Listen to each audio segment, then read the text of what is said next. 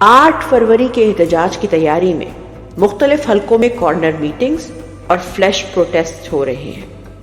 आइंदा आने वाले दिनों में आपको इनमें मजीद तवातुर देखने को मिलेगा। इसके अलावा ISF और यूथ की मेंबर साजी मुहिम का भी आगाज कर दिया गया है। गुज़िश्ता रुकनियत साजी मुहिम के नतीजे में बनने वाले 27 लाख मेंबरान को फाल करने के लिए उनसे राब्ते और पार्टी सतह पर मेंबरशिप मुहिम का भी जल्द आगाज किया जाएगा।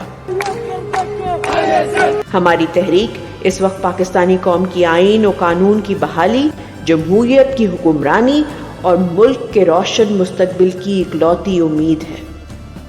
इसीलिए जहां ग्राउंड पर एहतजाज की तैयारी जारी है, वहीं सोशल मीडिया एक्टिविस्ट और बैरून मुल्क मुकीम पाकिस्तानी ये सवाल उठाते रहे कि गोली क्यों चलाई और इसी शिद्दत के साथ नाहक असीरान की रिहाई के लिए अपनी आवाज बुलंद करते रहे। अपने आज और अपनी जानों को दांव पर लगाकर ये हमारे मुस्तकबिल के लिए निकले थे। इन शहीदों और इन असीरान को इंसाफ दिलाना हमारा फर्ज है।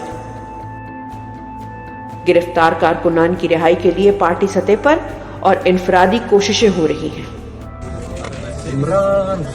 इस्लामाबाद से गिरफ्तार मुताद्दिद कारकुनान रिहा हो चुके हैं। ताहम पिंडी रीजन से गिरफ्तार होने वाले अफराद आज भी अटक और जेहलम वगैरह की जेलों में मुकीद हैं।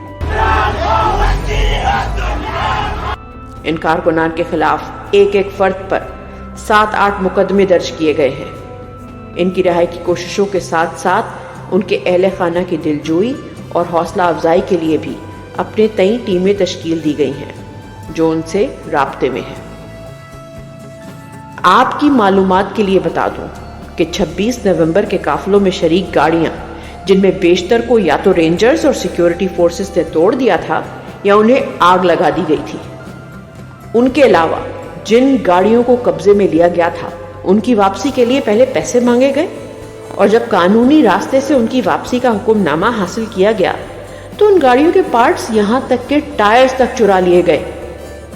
ये कत्लो गारत गर्दी पर दंगी फस्तायत, ये बदमाशी सिर्फ और सिर्फ आपका हौसला तोड़ने की कोशिश है। आपको कभी दहशतगर्द, कभी इंतशारी, कभी मुल्क दुश्मन कहकर हर प्रेस कॉन्फ्रेंस, हर टॉक शो में निशाना इसीलिए बनाया जाता है कि तमाम बड़े चैनल्स पर अपनी इजारादारी कायम करके अरबों रुपए का प्रोपेगेंडा और रियासती मशीनरी का इस्तेमाल भी आपके बोले सच के सामने हेज है, जिसकी तरवीज के लिए ना फॉल्स फ्लैग करने पड़ते हैं, ना चादर उचार दीवारी पामाल की जाती है, ना मावराए कानून अगवा और गिरफ्तारियां की जाती हैं। अरशद शरीफ ने क्या खूब कहा था, ये तो आईना है।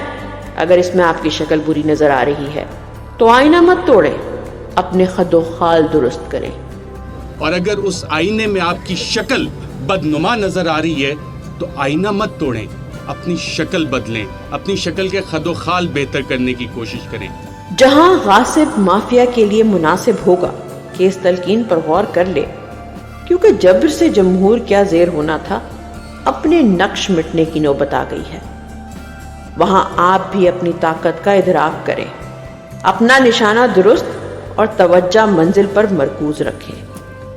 सफर तवील जरूर हो गया है मगर बेमंजिल नहीं।